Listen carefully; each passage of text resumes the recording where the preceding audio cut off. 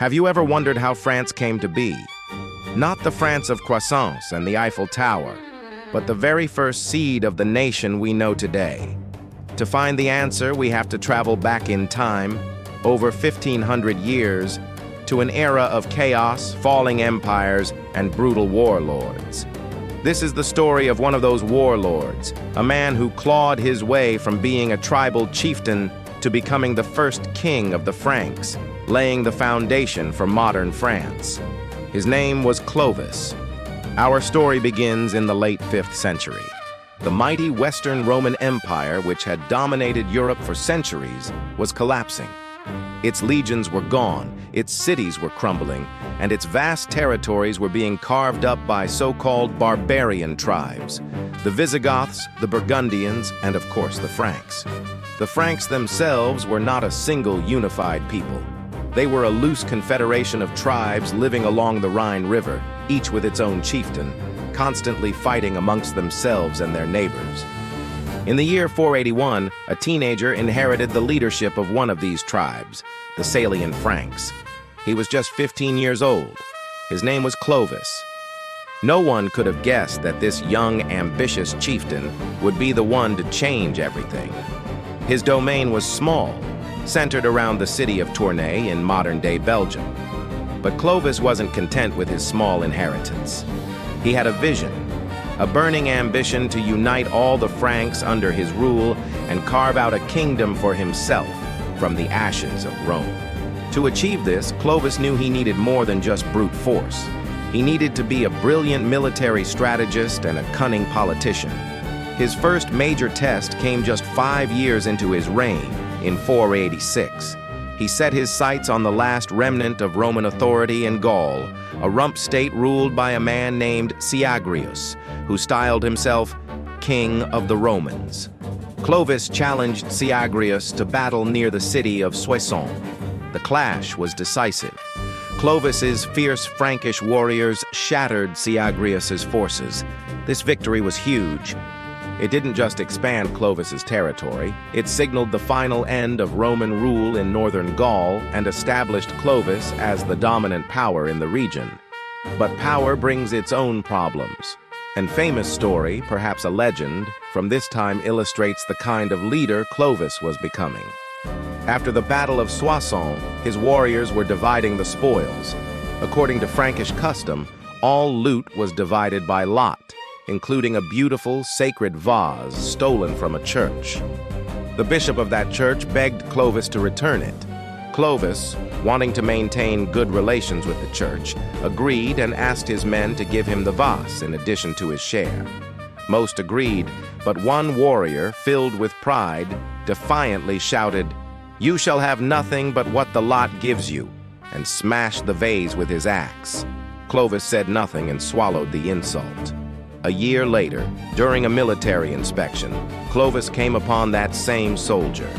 He criticized the man for his poorly kept weapons, and as the soldier bent down to pick up a weapon Clovis had thrown to the ground, Clovis raised his own axe and split the man's skull, saying, "Thus you did to the vase at Soissons."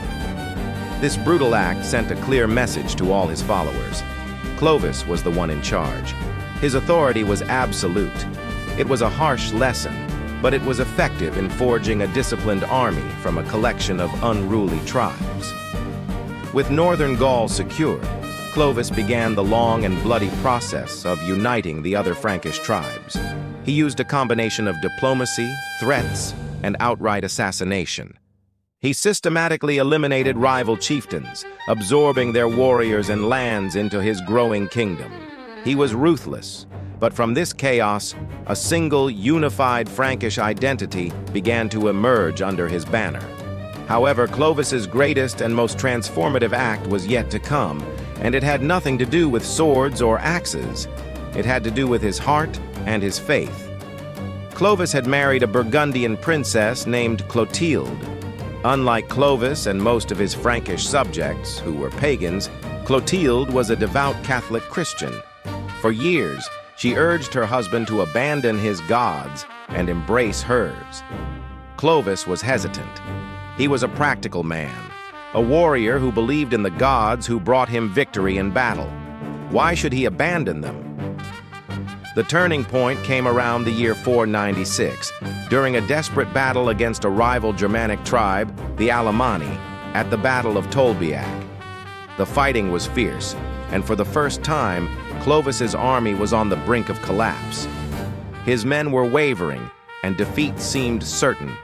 In that moment of desperation, with his pagan gods failing him, Clovis looked to the heavens and made a vow. He prayed to Clotilde's god, promising that if he were granted victory, he would be baptized and convert to Christianity. Suddenly, the tide of the battle turned. The leader of the Alemanni was killed, and his army, leaderless and demoralized, broke and fled. Clovis had won a miraculous victory. True to his word, Clovis prepared for his baptism. On Christmas Day, likely in the year 496 or shortly after, Clovis, along with 3,000 of his warriors, was baptized by Saint Remigius, the bishop of Reims. As the king entered the baptistery, the bishop is said to have declared, "Bow your head, proud Frank, adore what you have burned, and burn what you have adored." This was not just a personal conversion, it was a political masterstroke of genius. At the time, most other Germanic kings in the region, like the Visigoths and Burgundians, were Arian Christians, a branch of Christianity considered heretical by the Catholic Church. By converting to Catholicism, the faith of the majority of the old Gallo-Roman population he now ruled, Clovis instantly gained their loyalty. He was no longer just a barbarian conqueror, he was a legitimate, God-ordained Christian king, a protector of the faith. This alliance with the Catholic Church gave him a powerful new weapon. It provided him with a network of educated administrators, the bishops, and a powerful ideological justification for his future conquests. His wars were no longer just for land and plunder. They could now be framed as holy wars to liberate Catholic lands from heretical Arian rulers.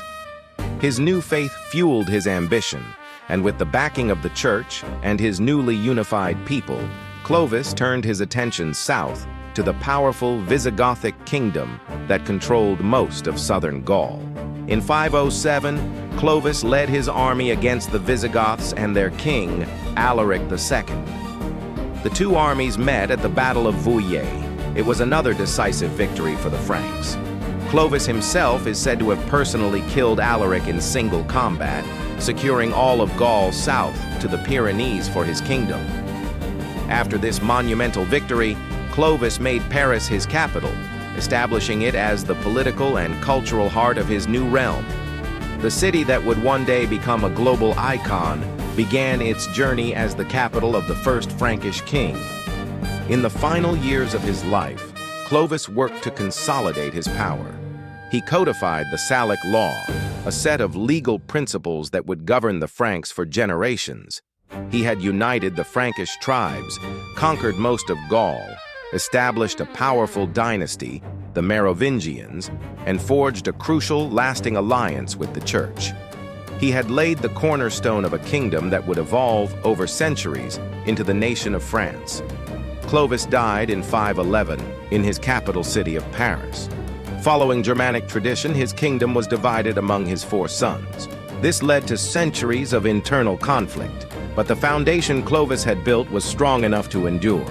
He began his life as a minor tribal chieftain in a world of chaos and ended it as the most powerful king in Western Europe. He was a brutal, cunning, and ambitious warrior, but he was also a visionary leader who shaped the destiny of a continent.